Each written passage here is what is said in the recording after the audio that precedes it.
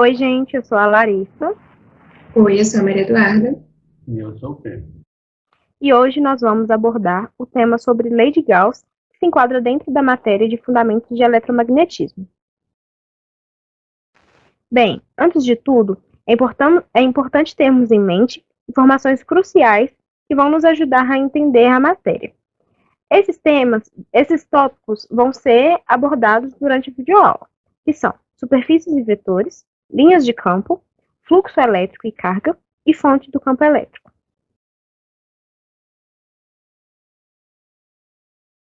Bem, a lei de Gauss é uma das 4 leis mais importantes que regem e relacionam os fenômenos elétricos, magnéticos e ópticos.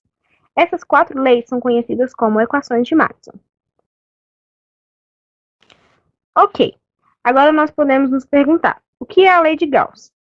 Precisamos recordar de assuntos já ditos anteriormente, o conceito de fluxo elétrico. Resumindo, podemos dizer que o fluxo elétrico é a quantidade das linhas de campo que atravessam uma determinada área. De maneira elucidativa, podemos associar com o fluxo de água atravessando uma superfície. O chuveiro é um bom exemplo. Bem, vamos para o mais importante. Matematicamente, a lei de Gauss relaciona o fluxo elétrico, a área no qual esse fluxo atravessa, e o campo elétrico ali presente. Temos, então, a seguinte equação, onde, para descobrirmos o fluxo elétrico, basta fazermos produto vetorial entre o campo elétrico por uma determinada área infinitesimal. Para descobrirmos o fluxo total, integramos, ou seja, somamos toda a área daquela superfície e multiplicamos pelo campo elétrico. Quando estudamos a lei de Coulomb, vimos que quando temos uma carga pontual, o campo elétrico é radial e a uma mesma distância, o campo elétrico é constante. Bem, agora vamos calcular o campo elétrico de uma carga pontual novamente, mas agora utilizando os conceitos de lei de Gauss. Vamos considerar uma carga elétrica centrada em uma esfera a uma distância r. O fluxo das linhas de campo elétrico que irão sair dessa carga será igual ao fluxo que atravessará a esfera. Além disso, também precisamos determinar a nossa área, que terá um vetor normal paralelo ao campo elétrico.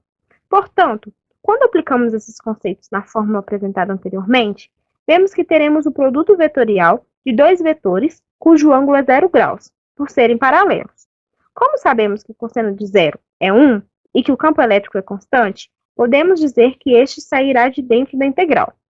Quando integramos dA, somamos todas as partes infinitesimais da área, que totaliza a área da superfície. Portanto, o fluxo elétrico será simplesmente o campo vezes a área. Tá vendo? Parece complicado, mas não é. Agora, basta substituirmos. O campo elétrico será a carga Qzinho sobre 4πε0 vezes a distância ao quadrado, que é o que nós já conhecíamos da lei de Coulomb. Isso tudo nós vamos multiplicar pela área da esfera, que é 4πr². Pronto, conseguimos calcular o fluxo de uma carga pontual através da lei de Gauss.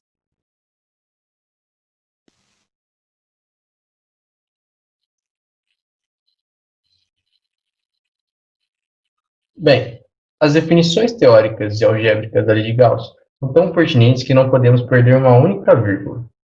Pois bem, para que haja maior visualização dos problemas que a lei abrange, devemos definir o que é uma superfície gaussiana acima de tudo. Uma superfície gaussiana é uma superfície imaginária qualquer, que apresenta tridimensionalidade e uma relação simétrica com distribuição de cargas, sendo ela fechada e tendo suas porções exteriores e interiores bem definidas. Sabendo da definição de superfície gaussiana, devemos nos ambientar com formas comumente usadas na resolução de problemas diversos. Podemos citar superfícies cilíndricas, esféricas, cúbicas, além das próprias superfícies irregulares, utilizadas para a generalização de situações. Vamos considerar a seguinte figura com uma carga positiva centrada em seu interior. Ela é uma forma irregular a qual não sabemos o valor do fluxo em uma porção infinitesimal. Contudo, podemos envolver a carga com uma segunda superfície imaginária esférica, a qual também esteja no interior da superfície regular. O campo elétrico oriundo da carga vai divergir para a superfície, sendo o ângulo sólido determinado pela seção a qual o campo elétrico passa. Dessa forma, podemos concluir que o fluxo oriundo da carga que passa pela esfera é igual ao fluxo que atravessa a superfície regular. Em muitos problemas relacionados à lei de Gauss, precisamos que certos engajamentos, imaginações para que existam soluções, nada mais justo que utilizamos todas as ferramentas que conhecemos. Visto que agora sabemos as definições de superfícies gaussianas e da aplicação genérica delas, podemos desenvolver a forma teórica da lei, que podemos definir como o fluxo do campo elétrico em qualquer superfície fechada. É igual à razão entre a carga total Q no seu interior e a permissividade do vácuo. Expliquemos a relação apresentada. Como descrito pela seguinte equação, podemos desenvolver a lei a partir do conhecimento do fluxo em uma superfície qualquer, com um número infinito de cargas, para que o campo resultante seja conhecido e possivelmente calculado pelo princípio da superposição. O fluxo resultante em questão apresenta uma carga oriunda da soma de todas as cargas presentes no interior da superfície gaussiana, como 4πk, que é igual a 1 sobre ε0, então temos que o fluxo será dado por 1 sobre ε0 vezes a carga total. Bem como podemos calcular o fluxo de conjuntos de cargas, também podemos calcular o fluxo de distribuições uniformes de carga. Por mais que saibamos que as cargas são quantizadas, quando temos uma infinidade delas, a gente pode considerar que temos uma distribuição uniforme por um comprimento, uma área ou um volume. Nós falaremos então em termos de densidade de carga, que é a carga total dividida por uma unidade de medida. Selecionamos uma superfície de Gauss adequada para facilitar os cálculos do fluxo e do campo elétrico. O fluxo ele é proporcional apenas à carga que está no interior da superfície gaussiana. Se não há nenhuma carga, então logicamente o fluxo terá que ser nulo, como podemos comprovar analisando a primeira imagem. Na primeira imagem, nós temos uma carga pontual fora de uma superfície gaussiana cilíndrica. Sabemos que a densidade das linhas de campo é proporcional à intensidade do campo elétrico.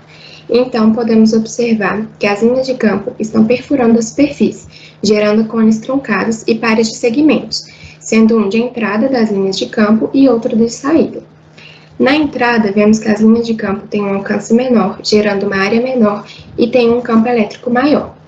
Já na saída, o alcance é maior, gerando uma área maior e o campo elétrico é menor.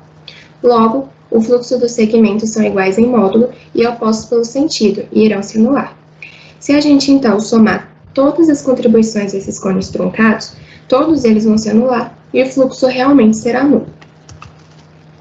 Durante a nossa videoaula, nós tratamos a lei de Gauss como derivada da lei de Coulomb, mas a gente também pode obter a lei de Coulomb através da lei de Gauss, particularizando o exemplo da carga centrada na superfície esférica. Já sabemos que esse fluxo é igual ao campo elétrico vezes a área total, que é igual à carga dividido pela constante de permissividade elétrica. Isolando o campo elétrico e sabendo que a área é 4πr², obtemos a equação do campo elétrico também anunciada pela lei de Coulomb. Contudo, a lei de Coulomb é empírica e pressupõe que as cargas tenham nenhuma ou pouca energia cinética. Já a lei de Gauss independe do estado de movimento das cargas e se elas se encontram em um espaço onde já exista um campo elétrico externo. Nessas duas condições, a simetria do campo elétrico interno é alterada, ora pelo campo magnético, ora pelo campo elétrico, ou seja, o fluxo por unidade de área infinitesimal será diferente em toda a superfície gaussiana, mas, se somar todas as contribuições desses fluxos infinitesimais, teremos um fluxo total igual a Q sobre ε0. O cabo coaxial é um exemplo muito bom de aplicação da lei de Gauss. Ele é um cabo de transferência de dados, e por isso é importante, para que não haja interferência, que o campo elétrico seja nulo. Selecionando uma superfície de Gauss adequada, veremos que o campo realmente é nulo. Contudo, só podemos aprofundar nos cálculos na parte de aplicação da lei de Gauss. Na imagem, podemos ver um compilado de conceitos fundamentais de serem assimilados durante a videoaula, começando pelo fluxo elétrico de uma carga pontual. Ela tem que estar centrada em uma superfície esférica. Se eu tiver um conjunto ou uma densidade de cargas, devemos selecionar uma superfície gaussiana adequada para facilitar os cálculos do fluxo e do campo elétrico. As cargas podem estar orientadas em pontos distintos em relação à superfície gaussiana. Estando fora, o fluxo é igual a zero, e estando dentro, o fluxo é Q sobre ε0. O fluxo ele independe da minha superfície problema e também independe da simetria do meu campo elétrico. Eu e minha equipe agradecemos muito a oportunidade de aprofundar no conteúdo e esperamos que todos que tenham assistido assimilem os conteúdos de forma adequada. Nossa videoaula foi desenvolvida e baseada nessas referências. That's all, folks.